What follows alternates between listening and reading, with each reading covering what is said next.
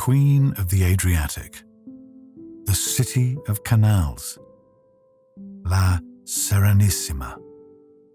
Throughout its long history, Venice has gone by many names, capturing the imaginations of its visitors.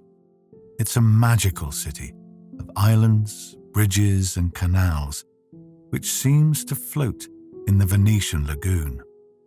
There's nowhere else on Earth quite like it.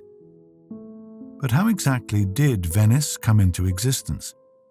How did it become one of the wealthiest and most powerful cities in Europe? And why did it then fall into decline? These are some of the questions we'll be exploring tonight. So just relax and let your mind drift as we explore the sleepy history of Venice.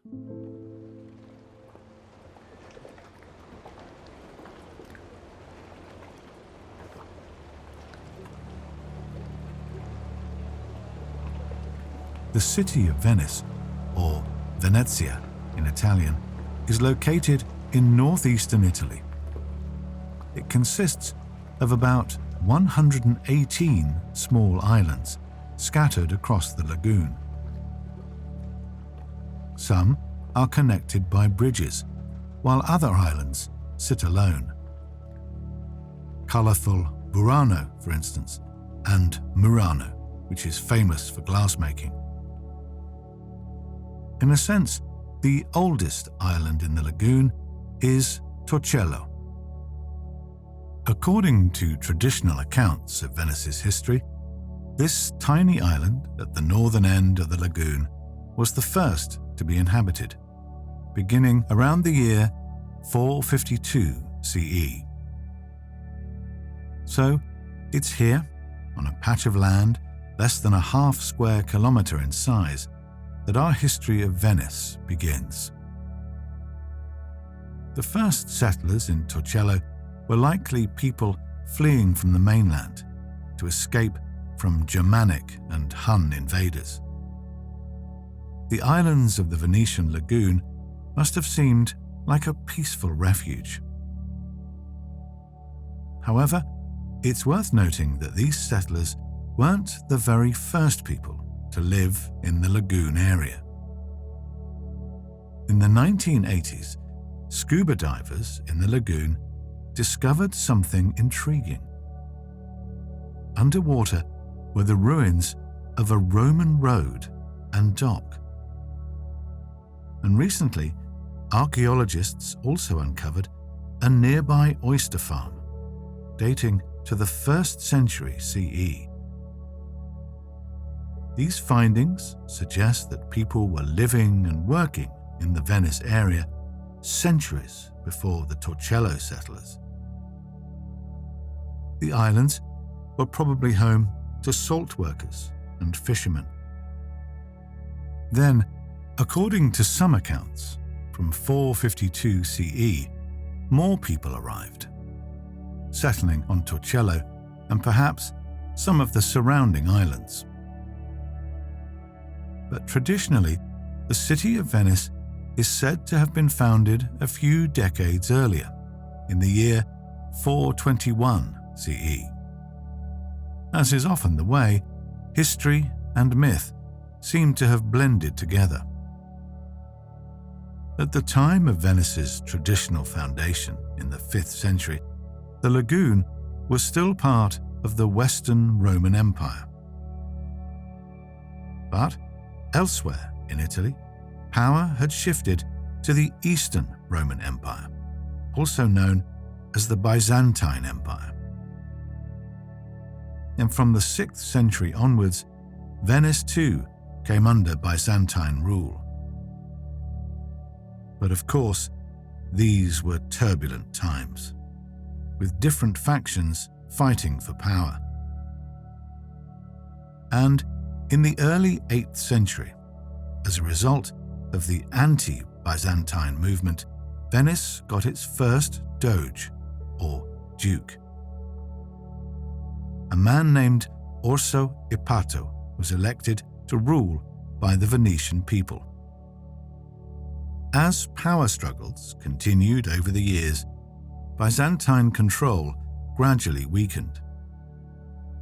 Culturally, the Byzantine Empire would leave a lasting impact on Venice, something that can be seen today in the city's art and architecture.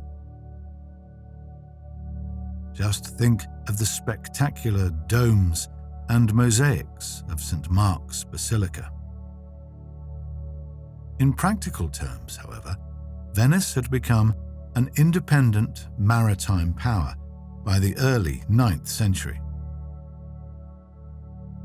From the 7th to the 18th century, the Republic of Venice was ruled by the Doge. Once elected through a highly complicated voting process, the Doge held the role for life. But while the first Doges had political power, from the 13th century onwards, the role became more symbolic and ceremonial. The real source of political authority lay elsewhere, with establishments such as the Great Council. The Doge's power was so limited, he wasn't allowed to correspond with foreign rulers or even leave the city without special permission. Nonetheless, he remained an important, recognizable figure with his distinctive cap and golden robes. By the 9th century, the Doge's residence was located in the area of Venice that we now know as the Rialto. It would later be seriously damaged when angry citizens set it on fire.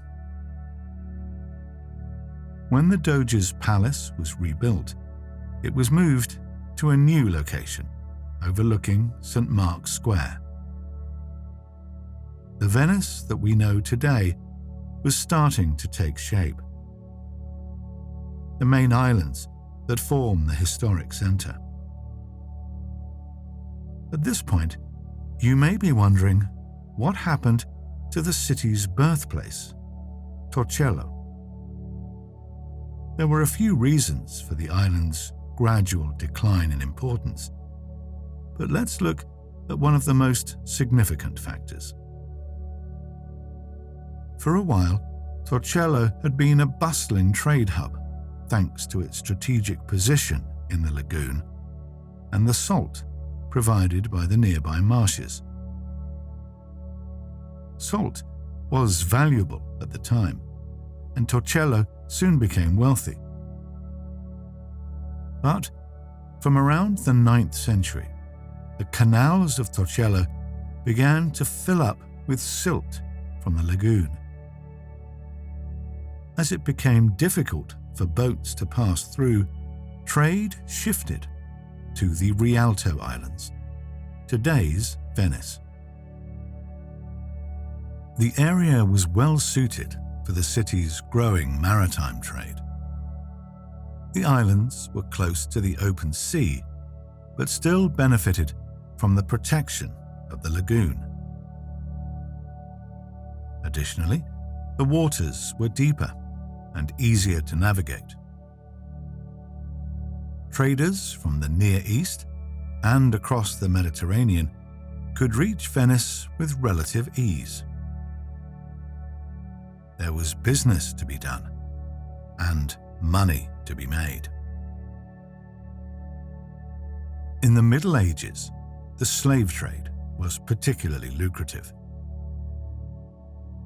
Venice supplied pagan and Muslim slaves from the Balkans, and, on occasion, Christian slaves too, even though this was technically banned. Goods were also exchanged in abundance. Imports from the East included silk, spices, and luxury goods. While Venice sometimes sold its own products, such as salt, it was mainly important as a middleman, facilitating trade links between the East and West. There were a number of factors that led to Venice's growing wealth. Geography, the enterprising nature of Venetian merchants, and, to some extent, good luck. From around the 10th century onwards, many foreign powers were actively seeking opportunities to increase their own wealth through trade. Doing business with Venice was mutually beneficial. So, the city became widely known as a major center of commerce, and it would later become a gateway for goods from the Silk Road, the trade network that connected Asia and Europe for centuries. The connection opened up a world of opportunities for adventurous merchants and explorers. Most notably, a Venetian named Marco Polo, whose travels in Asia made history. Both practically and symbolically, Venice was the meeting place between East and West, a city where cultures were exchanged, as well as goods. With wealth flowing into Venice, the city began to grow. The Rialto Islands, now firmly established as the city center, filled up with buildings and bridges. This leads us to an interesting question. How exactly was Venice built? The geography of the city must have presented some challenges, given that it's essentially a cluster of swampy islands. Indeed, the construction of Venice's buildings was a remarkable feat of engineering. First, wooden piles were hammered into the mud, several meters deep. Oak or larchwood was often used, as these trees are particularly water-resistant. The wooden piles were positioned closely together. Then, a layer of wooden planks was usually placed on top, followed by a layer of limestone. This prevented the wooden piles from exposure to air, which would have caused the wood to rot. The limestone also created a solid base for the building. Next, the actual building was constructed out of brick. A church, for example, or a grand palazzo. The lower parts of the building were often protected by a layer of Istrian stone, a resilient kind of limestone, to protect the building from the salty water of the lagoon. Some of the more opulent buildings in Venice featured marble decoration, which usually went on the upper levels. This way, it was less exposed to the damaging effects of the water. But while it's easy to admire the beauty of Venice's palazzi, it's worth taking a moment to think of the city beneath the surface. Below ground, Venice is an upside-down forest, a floating city supported by millions of wooden piles. It's said that St. Mark's Basilica is held up by around 10,000 oak trees. All these wooden piles were hammered into place by the battipali, or pile hitters. While they worked, the men would often sing a rhythmic, plaintive song. The lyrics sometimes celebrated the glory of Venice and made disparaging references to the Ottoman Turks, Venice's frequent enemy. Versions of the Canto dei Battipali, or Song of the Pile Hitters, have survived to this day. Listening to these haunting melodies now, one gains a tantalizing glimpse of Venice's past and the workers who helped to build the city. Between the 11th and 15th centuries, many of Venice's most important buildings were constructed, the churches and palazzi that would come to define the city. Of the churches, the most significant is, of course, St. Mark's Basilica, or San Marco, as it's known in Italian. The church we see today was the third built on the site. It was consecrated in 1094 and grew in size and grandeur over the years. In many ways, it's the building that best represents Venice. It's dedicated to St. Mark the Evangelist, the patron saint of the city, whose relics are held in the basilica. And for many years, St. Mark's was the ducal chapel, the private chapel of the Doge, before becoming the city cathedral. The architecture of St. Mark's Basilica is a spectacular mix of Byzantine, Romanesque, and Gothic styles. There are 5 magnificent domes and more than 8,000 square meters of mosaic. Many of the tiles are a dazzling gold. The basilica is also known for the horses of St. Mark, 4 bronze horses that were once displayed on the building's facade.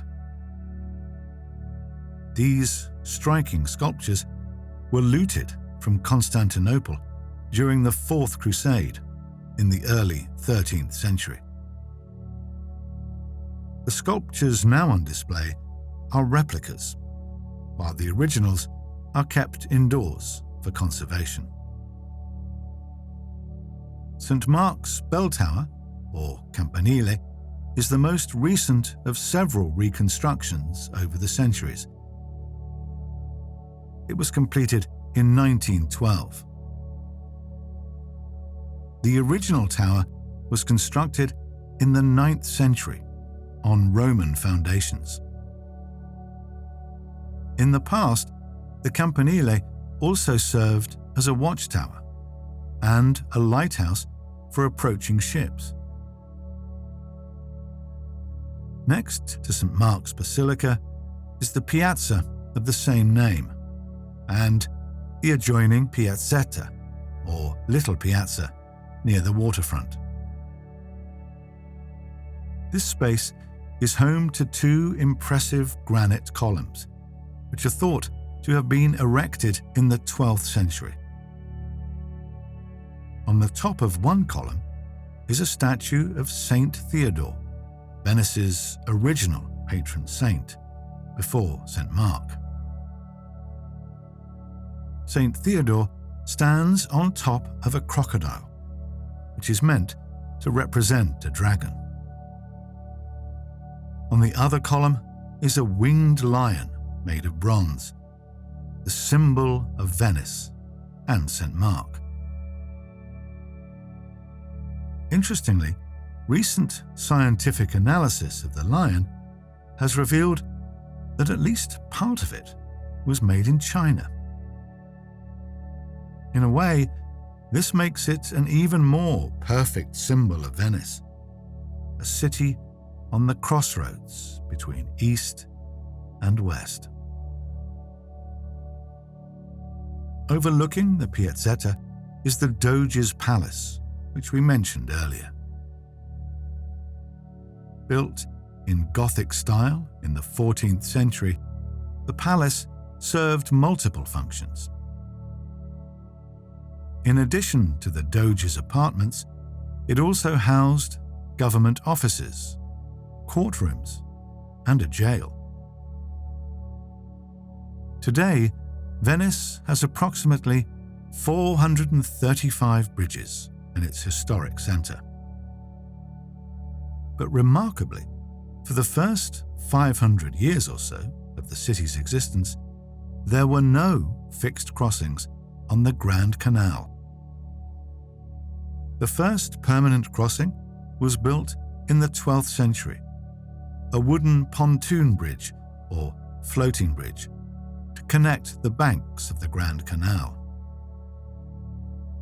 It was located right in the center of the city and close to the Rialto Market, Venice's main marketplace. The pontoon bridge was later replaced by a succession of wooden bridges. Once, the bridge was burned during a failed attempt to overthrow the government.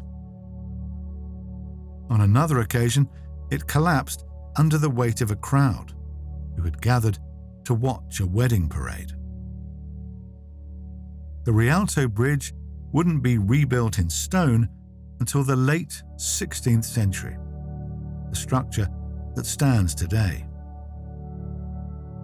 Interestingly, it took a while for arched stone bridges to become commonplace. The first bridges in Venice were mainly flat and made of wood. But over time, Venetians realized that it made more sense to build stone bridges. Stone not only looked better, but it was more resilient and reduced the risk of fire. And if the bridge was arched rather than flat, boats could pass underneath. In a city like Venice, spread out over many islands and connected by a labyrinth of canals, boats were the most convenient mode of transport by far. And with its shallow waters, narrow canals, and tight corners, Venice required a particular kind of boat. Those with shallow hulls and pointed prows, such as the gondola, could navigate the canals more easily. The word gondola first appears in the records in 1094. Although the etymology is uncertain, the name may derive from a word in medieval Greek meaning small boat. To begin with, the gondola was a practical vessel, a means of transporting goods and passengers from one island to another. Some boats had a small cabin to protect passengers from the weather or offer privacy. Like the gondola itself, the cabin would evolve over the years, becoming increasingly elegant and ornate. By the Renaissance, the boat had become a status symbol for wealthy Venetians. While the gondola is the boat we now associate with Venice, it's worth keeping in mind that for centuries it was just one of many. Other common vessels included the sandolo and the batella, flat-bottomed rowing boats that could be easily maneuvered. Shipmaking was one of Venice's main industries, and the city also produced much larger boats. At the complex known as the Arsenale, workers constructed ships at a near industrial level. Some were merchant ships, while others would become part of a powerful navy. While larger ships set sail across the Adriatic Sea, gondolas and other small boats remained within the lagoon. Venice's most famous waterway, the Grand Canal, began as a river or tidal channel. Looking at a map, you might be struck by the Grand Canal's distinctive shape, a tightly winding S that cuts through the center of Venice. This shape is natural. However, many of Venice's natural canals were altered to become wider and deeper over the years, as this made it easier for boats to navigate. The city evolved into a mixture of modified natural waterways and man-made canals, adding up to around 150 in total. Over the years, the canals were periodically cleaned and maintained. Nonetheless, throughout most of Venice's history, they would have often been extremely dirty, filled not just with silt from the lagoon, but also rubbish and the contents of Venetians' chamber pots. The slightly pungent canal scent one sometimes notices today is surely nothing in comparison. Now, let's return to our chronology of the city and consider the bigger picture. The period between the 11th century and the early 15th century might be considered the true rise of Venice, a time when the city was growing in size, wealth, and influence. As we've seen, many of the city's most famous and important buildings were first constructed during this period. Venice became, and remained, a significant trading hub. It must have been an exciting place to live and visit, a city of bustling docks and marketplaces where boats laden with exotic goods traversed the canals. As a crossroads city, it would have also been remarkably cosmopolitan, with traders from across the Mediterranean and pilgrims passing through on their way to the Holy Land. By the 14th century, the population of Venice was around 100,000. While that may not sound like a lot, it was one of the most populated cities in Europe at the time, larger than Rome and comparable in size with Florence, Milan, and London. Far larger, however, was Constantinople, the city that would later be renamed Istanbul. At its peak, Constantinople was the biggest and wealthiest city in Europe, home to as many as 500,000 people. It was the capital of the Byzantine Empire, before being taken over by the Ottomans in the 15th century, an event that would have significant consequences for Venice, as we'll see later. One of the first major clashes between Venice and the Ottomans took place in the year 1396. Venetian ships supported the Christian coalition in the Crusade of Nicopolis, but it was the Ottomans who won the battle. This marked the beginning of a long and complex relationship between two major powers. On the one hand, the Republic of Venice and the Ottoman Empire were mutually dependent on each other.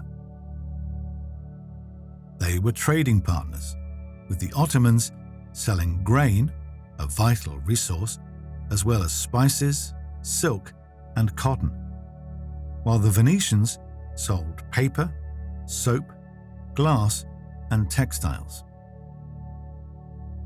Their economies were closely entwined, but between the 14th and 18th century, there would be multiple violent clashes. As is so often the case, the conflict mainly arose over territory. In the early 15th century, for example, ongoing naval conflict led to the Battle of Gallipoli. The Ottomans had been attacking Venetian ships in the Aegean Sea. The Venetians fought back and won the battle. With the Ottomans keen to expand their empire, and Venice determined to maintain its status as a maritime power in the Mediterranean, it's no wonder the relationship was often strained, to say the least. For the average person living in Venice at the time, the Ottoman conflicts probably didn't have a significant impact on their daily lives. The effects of war were mostly indirect. The impact on the economy, for example. After all, these battles weren't taking place in Venice itself, but rather in various locations across the Mediterranean. Because of Venice's unique geography and strong naval defenses, the city was well protected from invasions. Still, the Ottoman conflicts undoubtedly left a mark on the Venetian psyche. During wartime, people in Venice would have certainly been aware of what was going on, especially those involved in trade or connected with the navy. This explains the anti-Ottoman sentiment that often prevailed in Venice. Yet, interestingly, at the same time, the Ottomans influenced Venetian tastes in decorative arts, such as ceramics and textiles. To people living in Venice, the Ottoman Empire must have seemed exotic, and those who could afford to sometimes chose to emulate Ottoman fashions. In simple terms, we might call the bond between the two powers a love-hate relationship. In 1453, Constantinople, previously the capital of the Byzantine Empire, was captured by the Ottomans. The fall of Constantinople had global significance, and, according to some, it also marked the beginning of Venice's gradual decline. Although Venice remained rich and powerful for centuries to come, the year 1453 is seen by some historians as a turning point. As we mentioned earlier, the expansion of the Ottoman Empire led to a succession of military conflicts with Venice. These battles took a toll and resulted in the loss of important colonies. While Venice was still important, its status began to shift. Another key event in the 15th century, which would have consequences for Venice, was the Portuguese discovery of the sea route to India. In 1497, Portuguese explorers left Lisbon and sailed down the coast of Africa, reaching India in 1498. In doing so, Portugal had established a direct maritime link between Europe and Asia for the first time in history. This meant that traders no longer needed to go through Venice. They could bypass the Mediterranean altogether. For a city that had built its wealth on trade and relied on its unique location, this was quite a blow. And although the shift in trading patterns was gradual, it was certainly felt. Despite these changes, Venice remained a vibrant city throughout the 15th and 16th centuries.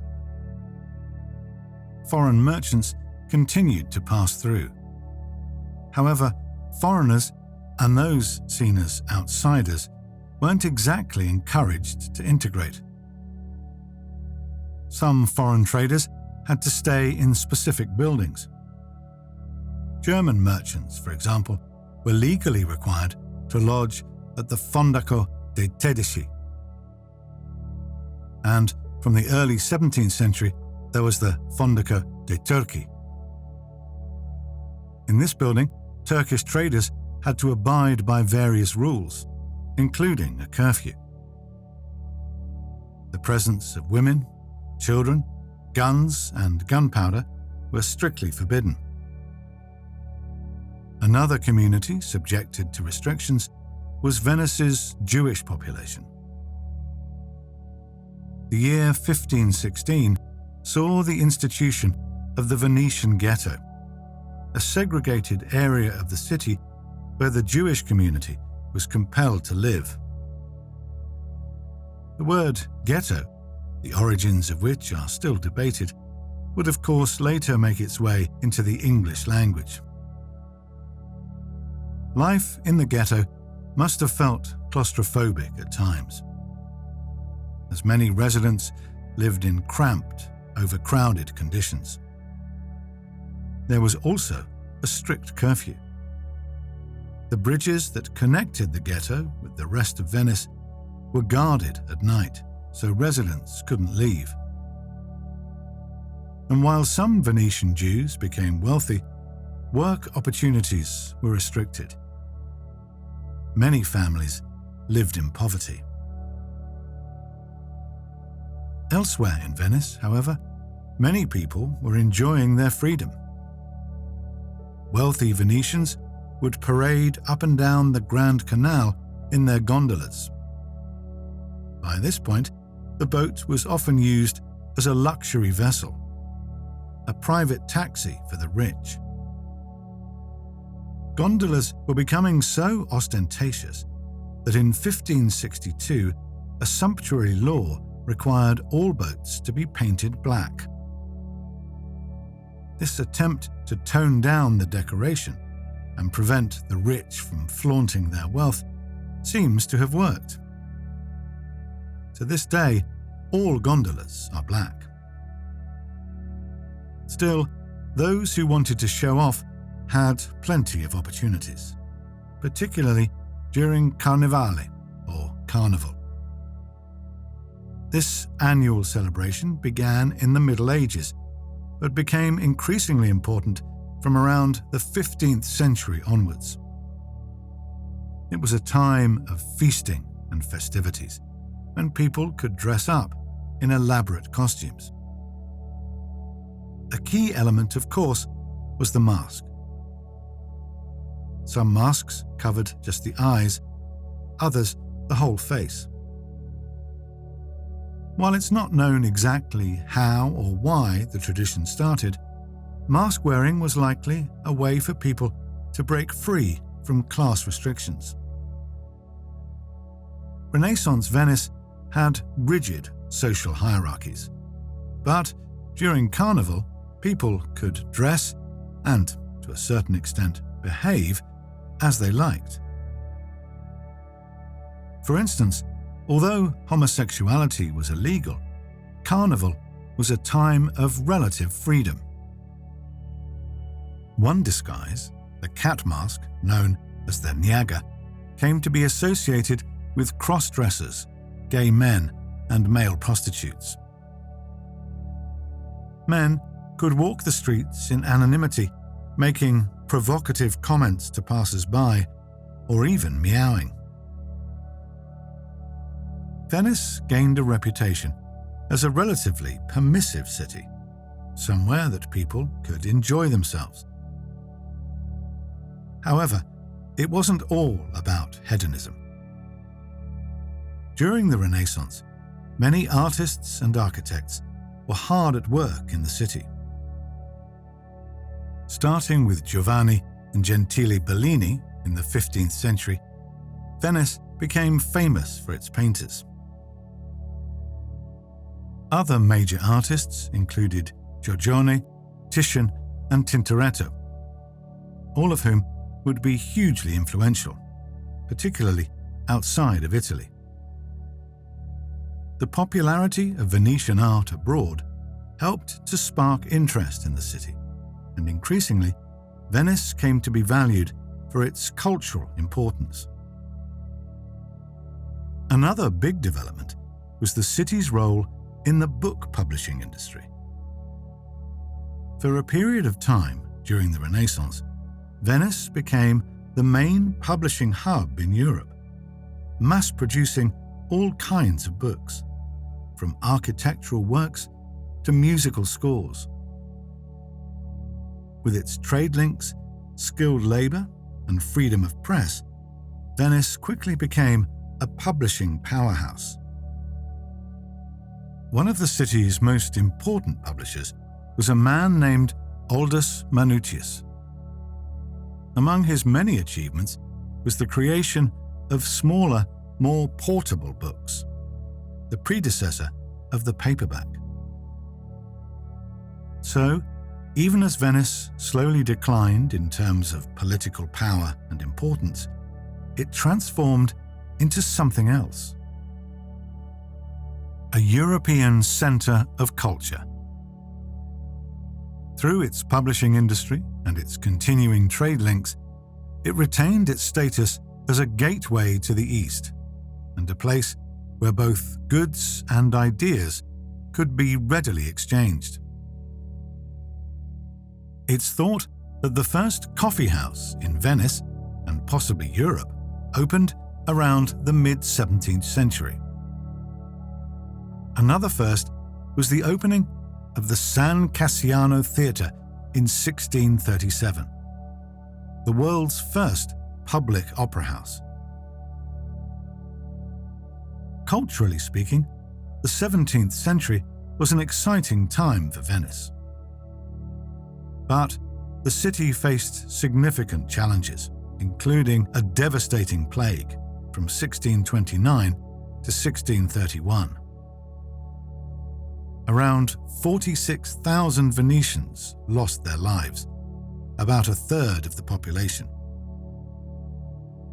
And a few decades later, in 1669, the Republic of Venice suffered a humiliating defeat.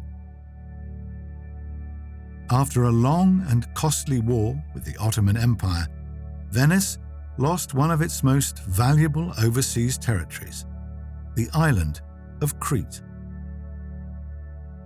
As well as being a major loss in practical terms, it was also a psychological blow. The Republic of Venice had once dominated the Mediterranean. Now, however, its power was clearly waning.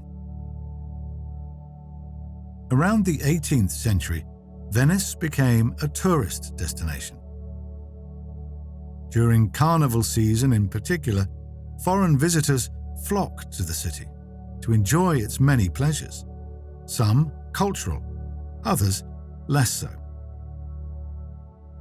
Venice had gained a reputation for sexual liberty and indulgence. The exploits of a local Lothario named Giacomo Casanova likely helped to cement this reputation.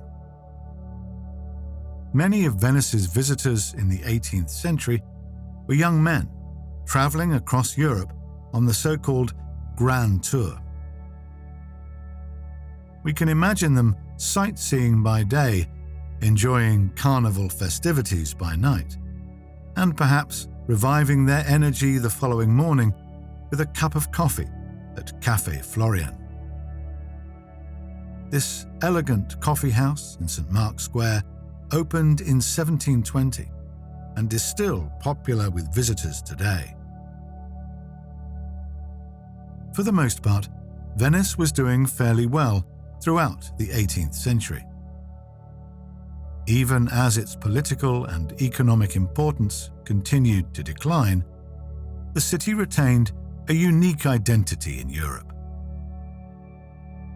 The population had also recovered to pre-plague levels. Around 140,000 people called Venice home. But a dramatic change was on the horizon. In May 1797, Napoleon Bonaparte forced the dissolution of the Republic of Venice. Now, as we've seen before, Venice's location came with many advantages. But at the same time, it made the city vulnerable to the shifting tides of European geopolitics. The exact reasons for the French takeover are complex, but to put things simply, at the time, France was at war with Austria, and Napoleon was involved in various military operations in Italy. Venice was caught in the middle. By taking control of the city, Napoleon was able to consolidate power and acquire a useful bargaining chip. In military terms, Venice was no match for France and didn't put up much resistance. The Great Council quickly agreed to dissolve, and the Doge abdicated. After ruling for more than 1,100 years, the Republic of Venice had fallen. In many ways, this seems like a sad turn of events, and it was certainly not the outcome the Venetian elite were hoping for. But, overall, the reaction in Venice seems to have been mixed. Some Venetians were ambivalent, while others were likely optimistic about the change. Perhaps French rule would lead to modernization. One community, at least, must have seen Napoleon as a liberator. The gates of the Jewish ghetto were pulled down, temporarily ending segregation. In October 1797, the Treaty of Campo Formio was signed. Among other things, this document officially marked the end of the Republic of Venice and meant that Venice now belonged to Austria. Over the following years, Venice was passed back and forth between France and Austria. From 1815 to 1866, it belonged to the Austrian Empire as part of the Kingdom of Lombardy, Venetia. In 1866, following the Third Italian War of Independence, Venice and the rest of the Veneto region became part of the Kingdom of Italy. The Kingdom of Italy, which had only been in existence for a few years, represented the gradual unification of the country. States that had formerly been independent became part of a single, unified nation. The effects of unification were transformative, influencing everything from the economy to people's sense of national identity. It helped to create Italy as we know it today. The following decades were a fairly peaceful time for Venice. Even during the Second World War, the city remained mostly unscathed. Venice, like Rome and Florence, was acknowledged to be a city of great cultural significance. Neither the Germans nor the Allied troops wanted to bomb it. But then, in September 1943, Venice fell under German occupation. And while the city's buildings remained, for the most part, unharmed, tragically, the same could not be said for its Jewish population. Many residents were arrested and deported to concentration camps. This dark period in Venice's history continued until April 1945. By this point, German troops were already under pressure to withdraw, and the final push came from Italian partisans. After some battles and skirmishes, the German occupation of Venice was officially over. The arrival of Allied troops at the end of April marked an ending and a new beginning. Jubilant crowds filled St. Mark's Square, the heart of Venice. This was the start of a new, quieter era for Venice. Its days of power and glory were over, to some extent. Yet, it retained its allure, its hold on the collective imagination. The 20th century saw the boom of mass tourism throughout the world. And Venice, of course, was and is the city that everyone wants to visit. It offers a unique combination of history, culture, and unparalleled beauty.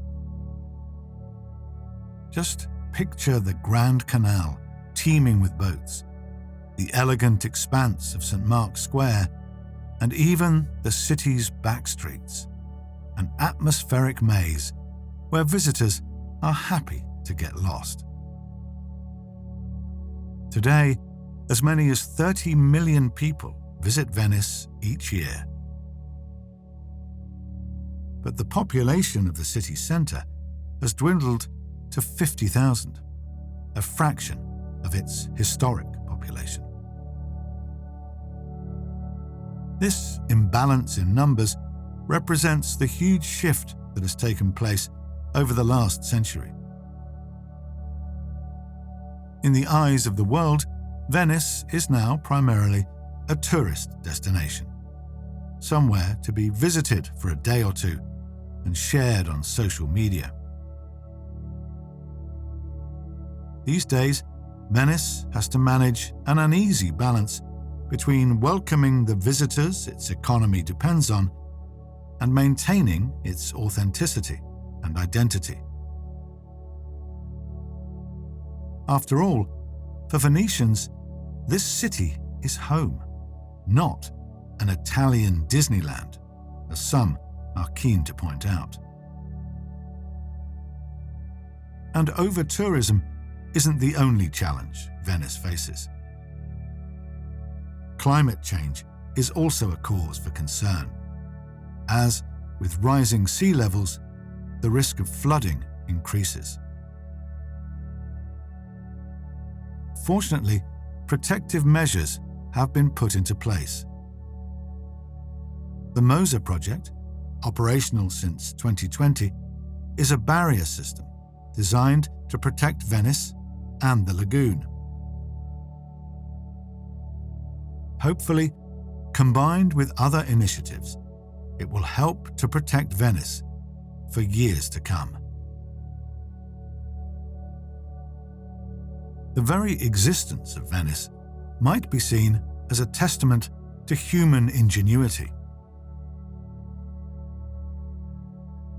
Against the odds, people built a city across a collection of islands and turned it into one of the most extraordinary places in the world.